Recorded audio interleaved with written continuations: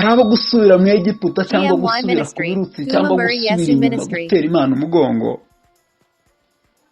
byanyuze, byashimishije, bumva binejeje kuko barirekura, barisanzura, bajya aho bashaka, bavuga uko bashaka, bakora uko bashaka, bambara uko bashaka.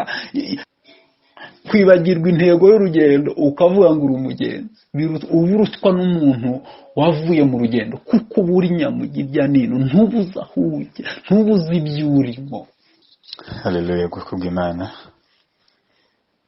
tubaha ikaze nanone muri uno mwanya mwiza wo kwiga ijambo ry'Imana. Tubaha ikaze ni mwene so Evangeliste Shekina,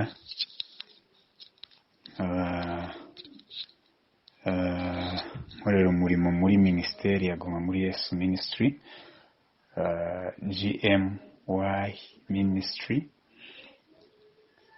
Tugiye kuganira ijambo ry'Imana. Ndagira ngo uno munsi ukingure umutima wawe, wemerere iri jambo ry'Imana aho rikugereyeho hose, n'isaha rikugereyeho iyo ari yo yose, uryemerere rigira icyo rikora mu buzima bwawe. Rigiye kuba irisanzwe, ahubwo uryumve nk'iry'umunyabubasha, nk'iry'Imana yaremye ijuru n'isi. Uyu munsi ntabwo uri buganire n'abantu, uyu munsi ntabwo uri bubwirwe amagambo aturutse mu bantu, uyu munsi ni umunsi ugiye kumva amagambo aturutse ku Uwiteka. Ni mesaje ikumanukiye ije ku buzima bwawe, irimo igira ngo ugire ibyo usobanukirwa, kugira ngo ubone uko ugira ibyo usobanura mu buzima bwawe. Haleluya. Tugiye kuganira ku magambo aboneka mu gitabo cya Yesaya. Yesaya ni umuhanuzi. Umutwe w'amagambo uravuga ngo Yesaya ahana abayuda ubugome. Yesaya ahana abayuda ubugome. Uyu mutwe w'amagambo ndagira ngo wumve nk'uwawe, uvuge ngo Imana impana ubugome. Haleluya.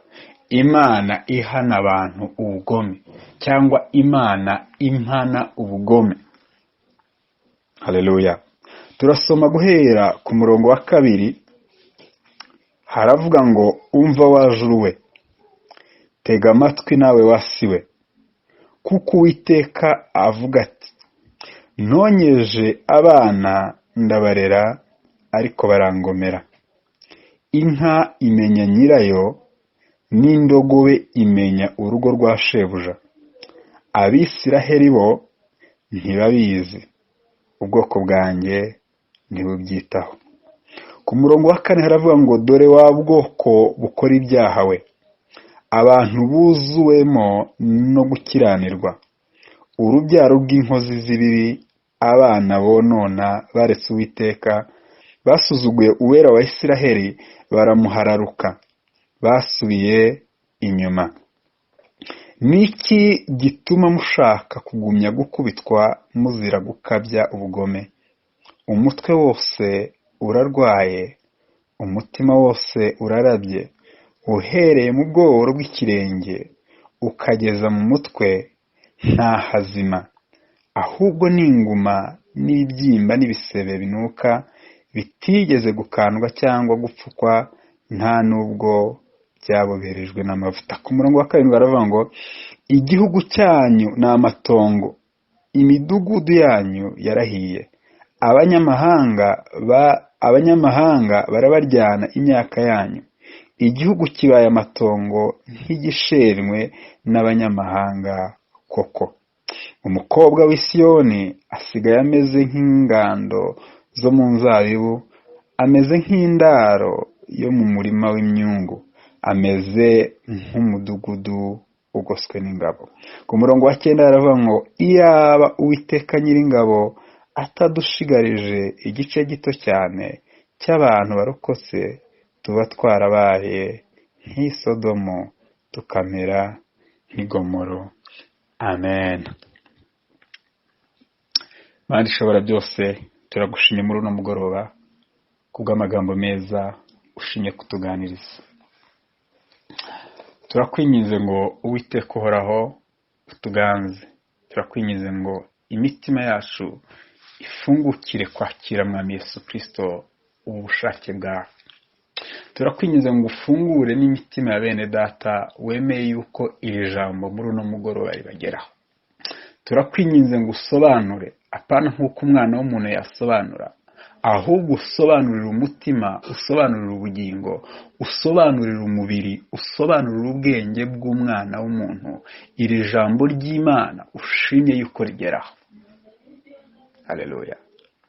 Mukunzi mwiza, twishyize mu biganza byawe ngo ukorere muri twebwe, udukoreshe gitare cy'amahanga, tubere bene data umumaro, tubere uyu mwene data umumaro. Uvugire muri twebwe, urangurure muri twebwe, tube nk'indangurura amajwi yawe data. Ni mu izina ryawe ryera dusenze twizeye, amen. Aya magambo ntabwo arimo kubwirwa abayuda cyangwa abisiraheli uyu munsi. Ni njye nawe turimo tubwirwa, ni wowe nanjye turimo tubwirwa. Turimo kumenyeshwa ko twibagiwe databuja ari Uwiteka. Haleluya. Turimo kumenyeshwa yuko twaretse Imana. Turimo kumenyeshwa yuko twibagiwe umuremyi wacu n'impamvu yo kuremwa kwacu. Aya magambo arimo aratubwira kugira ngo nitubimenya tukemera ubushake bw'Imana bugakora muri twebwe, muri uno mugoroba cyangwa se muri uno munsi no muri ino saha aya magambo akugereyeho, ukingura umutima, wongere wibuke, wongere ugaruke ku isoko, wongere ugaruke aho wahoze no mu mugambi w'Imana yakuremye. Haleluya. Twasomye ngo Imana yarimo itangaho ijuru n'isi kw'abagabo, iti umva wajuru we, tega amatwi wasiwe, kuko Uwiteka avuga ati ntonyeje abana ndabarera ariko barangomera. Imana yaratwonkeje iraturera tukiri impinja. Haleluya. Ndetse iraturinda tutaraba impinja, turi insoro mu nda z'abamama. Iraturinda inda zimwe zivamo abandi bapfa barimo kuvuka, ariko twebwe Imana iratubungabunga, iraturinda tugeze izi saha. Twabaye abasore, twabaye inkumi, abandi abagabo, abandi abagore, abandi ni abasaza, abandi ni abakecuru. Ariko nubwo Imana yatwonyeje ikaturera ikadukuza, ntabwo twigeze tugira gute, ntabwo twigeze tuyimenya, ntabwo twigeze tuyitaho, ahubwo twarayigomeye. Imana iravuga ngo inka imenya nyirayo, indogobe imenya urugo rwa shebuja, ariko Abisiraheli, ariko Abanyarwanda, ariko abasore, ariko abakobwa n'inkumi ntibabizi. Ubwoko bwanjye ntibubyitayeho. Ubwoko bw'Imana, ese mwita kuki Imana yadukoreye? Mukitayeho? Mwitaye ku burinzi Imana yaduhaye kuva tukiri insoro mu nda z'abamama? Witaye ku mirimo Imana yagukoreye, ibyorezo yagutambukije, uburwayi yagutambukije bwatwaye abandi bari nkawe batacumuye, atari uko barusha ubwiza, utabarusha igihagararo, utabarusha uburanga. Imana ikakurinda, urabizirikana, urabyitaho, ubitekerezaho. Mbere y'uko ukora ikindi kintu cyose kikunezeza, ubanza kureba niba kitagutandukanya n'umuntu wakugiriye neza. Ubanza kwita ku kinezeza uwakuhaye ubwo burinzi n'uno munsi kibuguha. Cyangwa warabyibagiwe, ntubyitayeho, urarutwa n'indogobe imenya inzu ya shebuja, imenya urugo rwa shebuja. Urarutwa n'itungo rimenya shebuja, rikamenya n'urugo rwa shebuja. ijambo ry'Imana riraje ngo uzirikane iyo neza Uwiteka yakugiriye.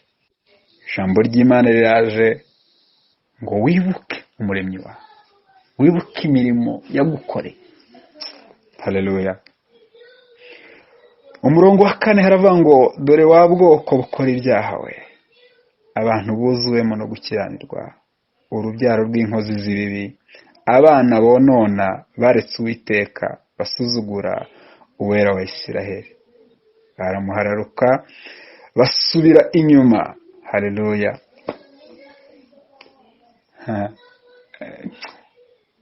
Umugabo umwe yaravuze ngo mu byaha niho mama yambyariye. Natwe twavukiye mu byaha tubikurira, none se tuzanabisaziremo. Ntabwo ari ahantu ho gutura, ntabwo ari ubuturo bukubereye, cyane cyane wowe wavutse ubwa kabiri. Wowe wavutse ubwa kabiri ukwiriye kuba ubaho ubundi buzima butandukanye n'ubwo umuntu wavutse bwa mbere wavukiye mu byaha, kuko ba mama aribo batubyariye. Aho niho twavukiye, ariko ntabwo ariho tugomba gupfira. Yewe twarahakuriye kugeza uno munsi, ariko uno mugoroba tubyemeye tukemerera Imana, ntabwo ariho twakomeza ko ibya kera byashira bigahinduka bishya. Wa musore we, wa mukobwa we, wa mugabo we, wa mugore, wa musaza we, wa mukecuru we, wa mwana muto we, uno munsi ufashe icyemezo ukemerera Imana, ntabwo wakomeza kugendera muri ubwo buzima, ntabwo wakomeza kugendera muri iyo mibereho nubwo ariyo wavukiye. Haleluya. Haleluya. Oh, haleluya. Haleluya. Twaretse Imana gukiranuka kwayo kuri kure yacu. Twimitse ibyaha, twaretse Imana, turayisuzugura, ndetse yewe turayisuzuguza. Aho turi, aho tuba twasuzuguje Imana. Kuki dusuzugura Imana? Kuki dusuzuguza Imana? Twahararutse Imana, niko ijambo ry'Imana ryatubwiye.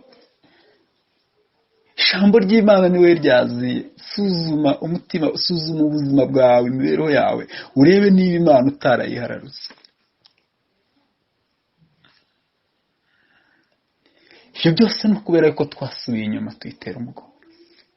Iyo uyiteye umugongo, iyo uhindukiye ukayitera ibitugu, Satani arakubona, aragusingira, akagukoresha ibyo ashaka byose.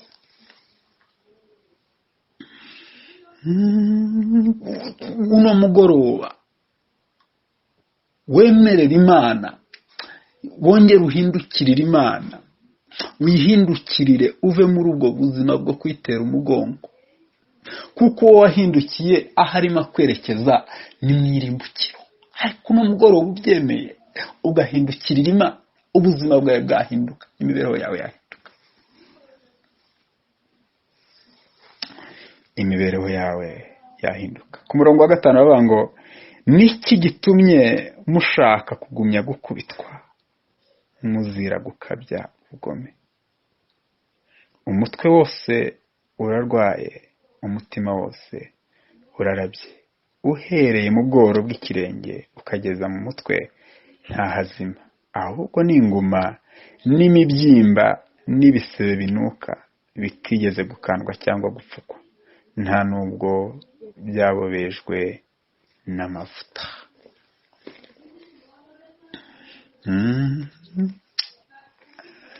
Kubera yuko twateye Imana umugongo, ndagira ngo usuzume aya magambo urebe niba ahura n'ubuzima urimo, umenye yuko koko wateye Imana umugongo. Kubera ko twateye Imana umugongo, ubu turi mu buzima bw'ububata. Ku buzima bw'ububata ni ingaruka zo gutera Imana umugongo. Nyamara ikintu kimwe kibabaje, ndetse wongereho ngo kibabaje cyane, nuko hari abanyuzwe nabwo, abanyuzwe n'ubwo buzima bw'ububata ndetse batanashaka kubuvamo, bumva bashaka kuguma muri ubwo buzima. Hari abo gusubira mu Egiputa cyangwa gusubira ku birutsi cyangwa gusubira inyuma gutera Imana umugongo byanyuze, byashimishije, bumva binejeje kuko barirekura, barisanzura, bajya aho bashaka, bavuga uko bashaka, bakora uko bashaka, bambara uko bashaka, batekereza uko bashaka, nta kondisiyo. Aho bari ibi n'ibyiza byose biremewe, wemerewe kubikora, wemerewe kubikora. Ese wowe aho ngaho uri uracyagira agatima kakubuza gukora ikibi? Urakirinda gukora iki? Urakirinda kuvuga umuntu nabi? Urakirinda gutekereza? Urakirinda gusambana? Urakirinda kubeshya? Cyangwa ibyaha byamaze gusaga muri wowe warabikinguriye, nawe wateye Imana umugongo?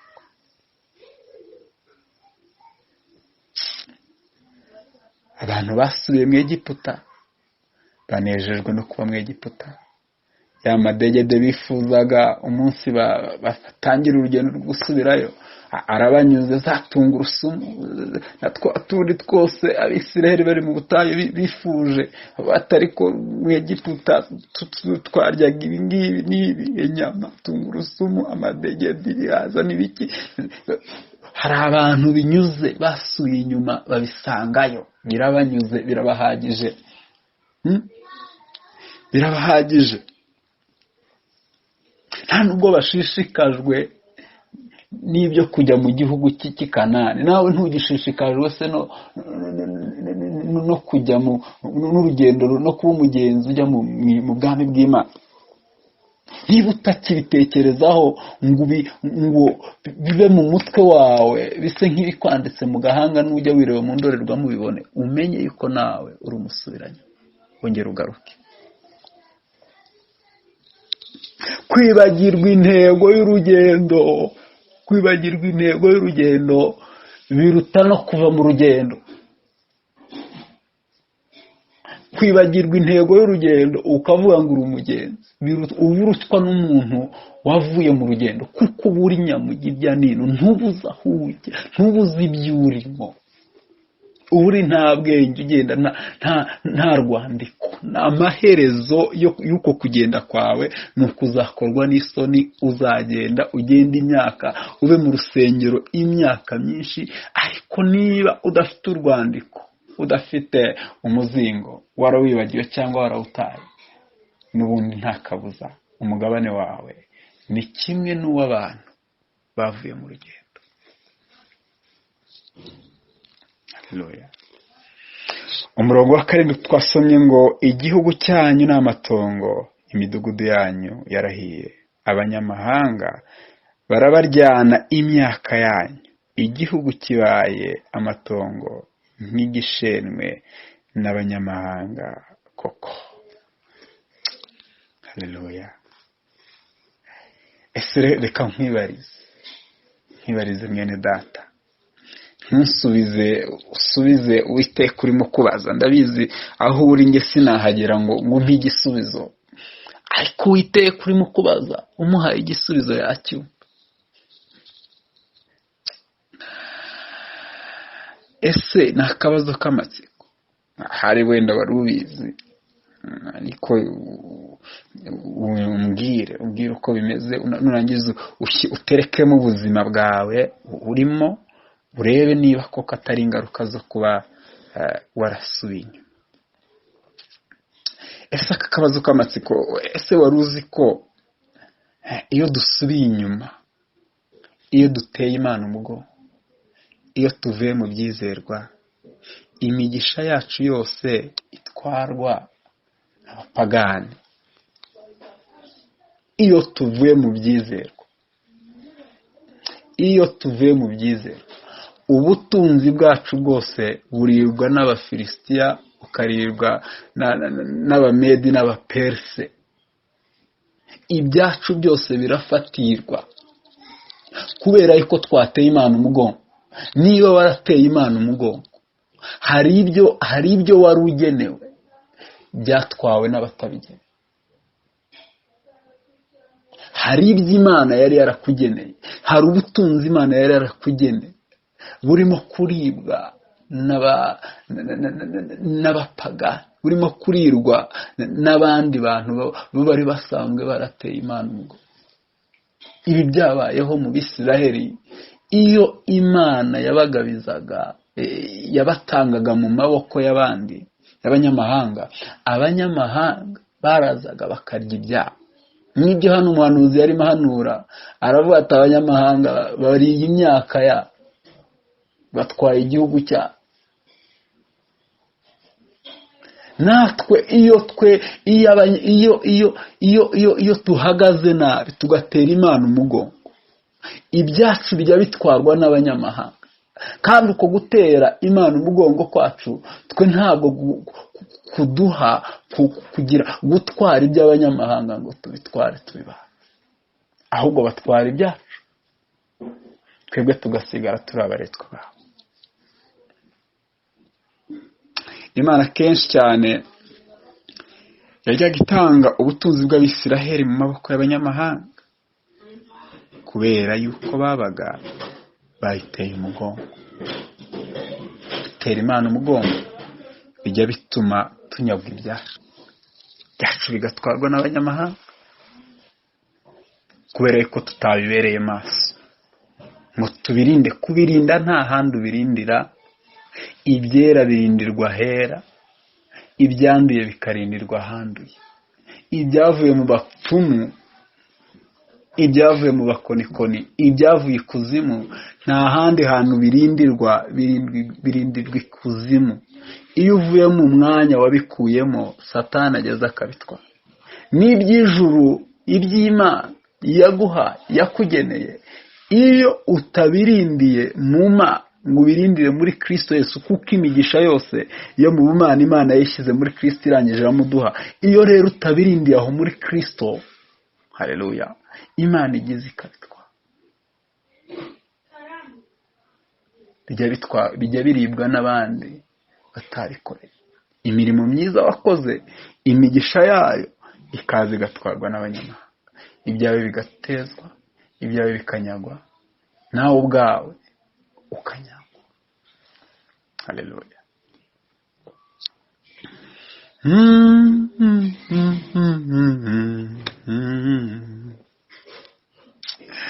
Haleluya. Muri iki gihe umuntu wubaha Imana by'ukuri, na kera niko byahoze, umuntu wubaha Imana by'ukuri muri iki gihe by'ukuri, ariko by'ukuri yabaye insuzugurwa n'umukobwa w'i Siyoni twasomye ku murongo wa 8. Umwanya arimo ni umwanya w'insuzugurwa kuko awurimo wenyine, ntabwo ari benshi bari aho hantu. Asigaye ameze nk'indaro zo mu murima w'imyungu, ariko ijambo ry'Imana ryavuze umukobwa w'i Siyoni yari asigaye ameze nk'indaro zo mu myungu. Uribaza, umukobwa w'i Siyoni, umukobwa w'i Siyoni ni umugeni utegereje Yesu Kristo, umugeni wa Yesu witeguye Yesu Kristo.